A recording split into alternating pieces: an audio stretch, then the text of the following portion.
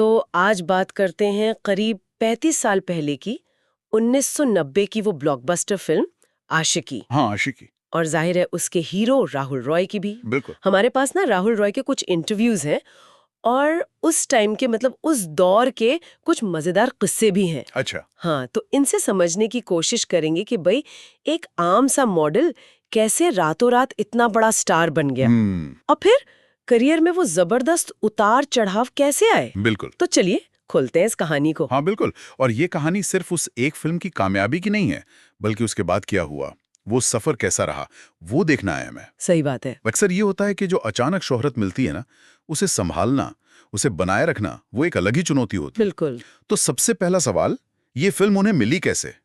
मतलब दिल्ली का एक कॉलेज स्टूडेंट, मॉडलिंग करने वाला लड़का, महेश भट्ट तक कैसे बात पहुंची?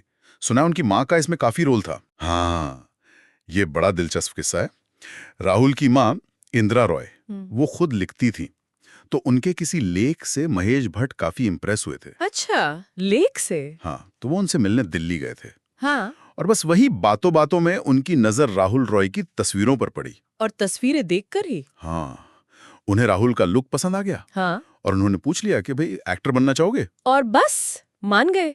कोई एक्टिंग का अनुभव तो था नहीं? नहीं, बिल्कुल नहीं। पर वो मुंबई आ गए, महेश भट्ट से मिले, कुछ लाइनें सुनी और हाँ कर दी। कहते हैं शुरू में महेश भट्ट ने उन्हें काफी पैम्पर भी किया। अच्छा? क्यों?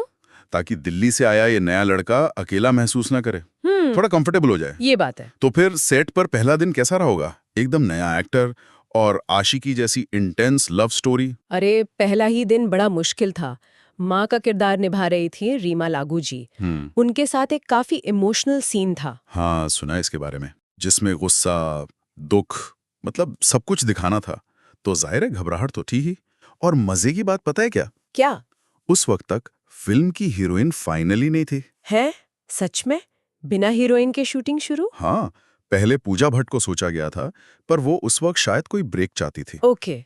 फिर करीब एक हफ्ते बाद अनु अग्रवाल फाइनल हुई। तब जाके हीरोइन मिली। हाँ, और रिलीज से ठीक एक रात पहले जब स्क्रीनिंग हुई, तो राहुल ने महेश भट्ट से पूछा भी कि क्या लगता है, दर्शक मुझे पसंद करेंगे? डर तो लगता ही है। हाँ, तो भट्ट साहब का जवाब था, देखो, हमने अपना काम कर दिया है, अब सब जनता के हाथ में है। और अगले दिन तो जनता ने कमाल ही कर दिया। वो मेट्रो सिनेमा वाला किस्सा तो मतलब आइकॉनिक है। हाँ हाँ, महेश भट्ट खुद उन्हें मेट्रो सिनेमा लेकर गए। अब सोचिए, हॉल की कैपेसिटी थी 1000 लोगों की और अंदर लोग थे 2000 से ज्यादा। खचाखच भरा हुआ। बाप। और जैसे ही लोगों ने राहुल को देखा, पहचान लिया, राहुल राहुल चिल्लाने लगे, ऑटोग्राफ के लिए, हाथ मिलाने के लिए धक्का मुक्की शुरू। तो फिर क्या हुआ? उन्हें मैनेजर के केबिन में ले जाना पड़ा किसी तरह। और जब फिल्म शुरू हुई तब का क्या माहौल था? तब तो और भी कमाल हुआ, लोगों ने स्क्रीन पर सिक्के फेंकने शुरू कर दिए। सिक्के? सच में? हाँ बिल्कुल। राहुल ने बाद में कहा भी कि उन्हें लगा जैसे वो कोई सपना देख रहे हो। वो था असली वाला रातों रात स्टारडम। और इस स्टारडम में संगीत का कितना बड़ा हाथ था। मतलब नदीम श्रवण और कुमार सानू, वो तो एक अलग ही कहानी है। अरे बिल्कुल। कहते हैं टी सीरीज के 2 करोड़ से ज्यादा कैसेट्स बिके थे उस वक्त। 2 करोड़? उस जमाने में? हाँ, शायद आज तक का रिकॉर्ड हो ये। और सोचिए, प्रमोशन के नाम पर क्या था, बस दूरदर्शन पर वो चित्रहार आता था। सही बात है, और कुछ नहीं। हाँ, फिर भी गाने सिर्फ 3 दिन में पूरा देश में हिट हो गए। आज तो खैर प्रमोशन के कितने तरीके हैं। बिल्कुल। लेकिन यहाँ एक थोड़ी चौंकाने वाली बात सामने आती है। आशिकी इतनी बड़ी ऐतिहासिक हिट हुई और उसके बाद राहुल रॉय को अगले 6 महीने तक कोई काम नहीं मिला। हाँ, ये बड़ा अजीब विरोधाभास है। शोहरत आसमान छू रही थी, पर कोई फिल्म ऑफर नहीं। है ना अजीब? बहुत। पर फिर जब ऑफर्स आने शुरू हुए, तो एकदम जैसे बाढ़ आ गई। बाढ़? मतलब उन्होंने एक साथ 47 फिल्में साइन कर ली। 47? एक साथ। हाँ। हालांकि ये भी है कि उस दौर में ये थोड़ा चलन में था। गोविंदा जैसे स्टार्स तो और भी ज्यादा फिल्में एक साथ करते थे। हाँ, करते थे। पर शायद एक बिल्कुल नए एक्टर के लिए, जिसके पास अनुभव नहीं था, ये थोड़ा ज्यादा हो गया। हाँ, उन्होंने खुद भी ये माना बाद में कि क्षमता से ज्यादा फिल्में फाइन कर ली। फिर दिन में 21-21 घंटे काम करना पड़ता था। ओहो। जाहिर है सेहत पर बुरा असर पड़ा और बाद में उन्होंने इनमें से कई फिल्में छोड़ भी दी। तो फिर सवाल वही आता है कि इतनी जबरदस्त शुरुआत के बाद करियर इतनी जल्दी ढलान पर क्यों आ गया? क्या वजह रही? देखिए, राहुल खुद इसका कारण अनुभवहीनता को मानते हैं। वो कहते हैं कि वो स्क्रिप्ट की कमियों को ठीक से समझ नहीं पाते थे। नौसिखिए थे। हाँ, और अगर कभी वो कुछ कहते भी थे, अपनी राय देते थे, तो डायरेक्टर्स शायद जल्दबाजी में रहते थे। अच्छा।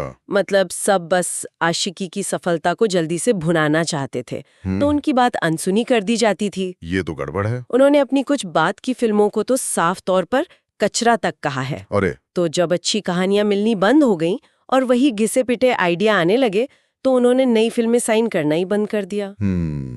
और वो एक विवाद भी हुआ था ना आशिकी 2 के टाइम पे। हाँ, राहुल के किसी बयान से महेश भट्ट नाराज हो गए थे। क्या कहा था उन्होंने? भट्ट साहब ने उन्हें डिल्यूजनल कह दिया था, मतलब कि वो किसी भ्रम में जी रहे हैं, जैसे राहुल ये चाहते हों कि आशिकी का चैप्टर उन्हीं पर खत्म हो जाए, आगे न बढ़े। ओहो, ये तो सीरियस बात है। हाँ, तो इस पर राहुल की सफाई आई थी कि भाई उनका ऐसा कोई इरादा नहीं था और वो तो भट्ट साहब के हमेशा शुक्रगुजार रहेंगे।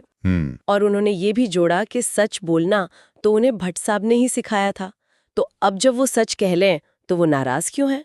अच्छा, ये भी कहा। हाँ। खैर, बाद के सालों में फिर वो ज्यादातर बाहर ही रहे, ऑस्ट्रेलिया वगैरह। हाँ, उन्होंने ऑस्ट्रेलिया की नागरिकता ली, शादी की, वहां अपने ससुर के कंस्ट्रक्शन बिजनेस और भाई के साथ दूसरे कामों में हाथ बटाया। ओके। और उन्हें इस बात का संतोष जरूर रहा, जैसा उन्होंने कहा, कि उन्होंने कुल 33 फिल्मों में काम किया और उनकी सभी फिल्में रिलीज हुईं, कोई भी फिल्म बीच में अटकी नहीं। चलिए, ये अच्छी बात है। तो ये थी आशिकी और राहुल रॉय की कहानी। मतलब एक रात में मिली वो बेमिसाल शोहरत, वो संगीत का नशा, हाँ। फिर करियर का वो तेज उतार चढ़ाव और कुछ अनकही शायद कड़वी सच्चाइयां भी। हाँ, और ये कहानी एक सवाल जरूर छोड़ जाती है सोचने के लिए। क्या? कि क्या किसी फिल्म की शुरुआती जबरदस्त कामयाबी हमेशा एक लंबे और सफल करियर की गारंटी होती है?